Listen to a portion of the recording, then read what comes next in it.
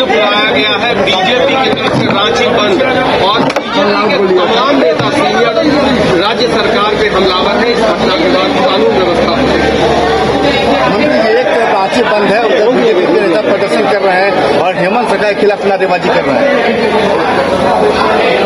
कल कांके चौक पर घटी घटना बहुत दुर्भाग्यपूर्ण है।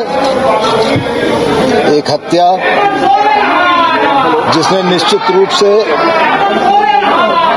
राज्य की जनता को उद्वेलित किया है और राज्य सरकार भी पूरी संजीदगी के साथ इन घटना में शामिल अपराधियों के उद्भेदन पर लगी हुई है। इंसाफ पसंद नागरिकों के सहयोग से पुलिस ने हत्या में संलिप्त एक हत्यारे को गिरफ्तार किया है और भागने के क्रम में उसको गोली भी मारी है, जिसके चलते वो अस्पताल में भर्ती है।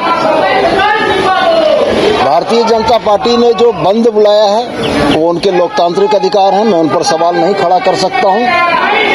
एक राजनीतिक पार्टी को अपनी अभिव्यक्ति के लिए बंद बुलाने का अधिकार है, लेकिन मैं एक बात यह जरूर कहना चाहता हूं कि अगर अनिल टाइगर की हत्या के तार लोहरदगा की हत्या की घटनाओं से जुड़ रहे हैं और अपराध कर्म में पकड़ाए गए अपराधी को यह प्रतीत होता था कि लोहरदगा की हत्याकांड में मृतक अनिल टाइगर का हाथ था या उनकी संलिप्तता थी, तो निश्चित रूप से पुलिस इस मामले की भी जांच करेगी कि क्या जिस तरह के आरोप आए हैं वह आरोप कितने सत्य हैं। मैं सिर्फ यह कहना चाहता हूं कि सरकार और हमारी पुलिस बेहतर काम करेगी। एसआईटी का गठन हो गया है, बहुत कम समय के अंदर में हम लोग अपराधियों को गिरफ्तार कर जेल की सलाखों के पीछे डालेंगे।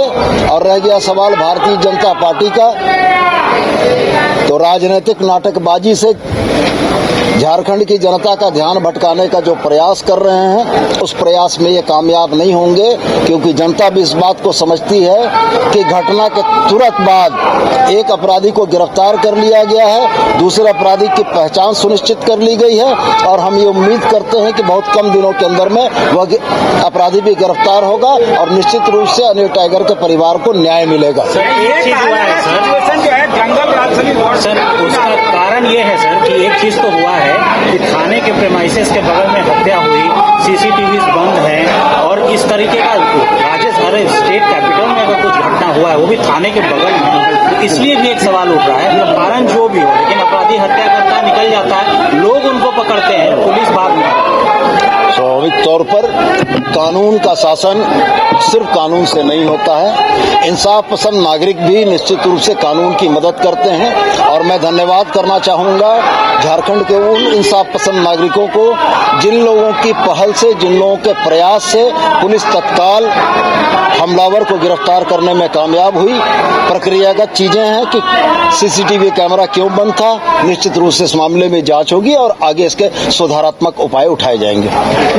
इस पर बोलेंगे सर कि वो बोल रहे हैं कि मैंने ये वर्ड है जंगल राज, बोलने में तो किसी बात पर आपत्ति नहीं है। जिस जंगल राज की परिभाषा ये यहाँ दे रहे हैं, उसी जंगल राज ने अपने नागरिकों के अधिकारों को संरक्षित किया है और भाजपा के चश्मे में गैर भाजपा शासित राज्यों में इनको कानून और व्यवस्था जंगल राज के तौर पर दिखती है, भाजपा शासित राज्यों का जंगल राज इनको नहीं दिखता है।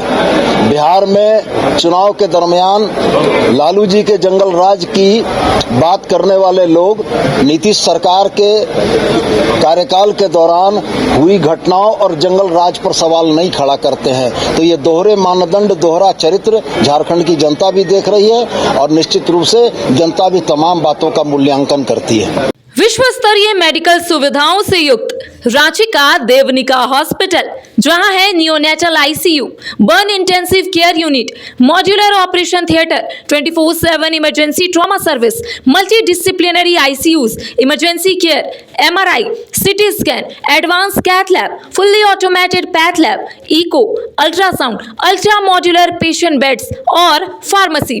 देवनिका हॉस्पिटल एंड रिसर्च सेंटर, किफायती दर पर विश्व स्तरीय इलाज, ancillary Chowk, Tupudana industrial area, Ranchi. अगर आप देश के किसी भी कोने में रहते हैं, अगर आप पटना आना चाहते हैं और घर जैसे रहने और खाने का आनंद लेना चाहते हैं तो एक बार जरूर आए होटल डायमंटन। संपर्क करें 9572759746, 9031859981, 0612400158 एड्रेस अपोजिट विद्या संस्कार स्कूल, रंजन पथ, गोला रोड, बेली रोड, पटना 801503।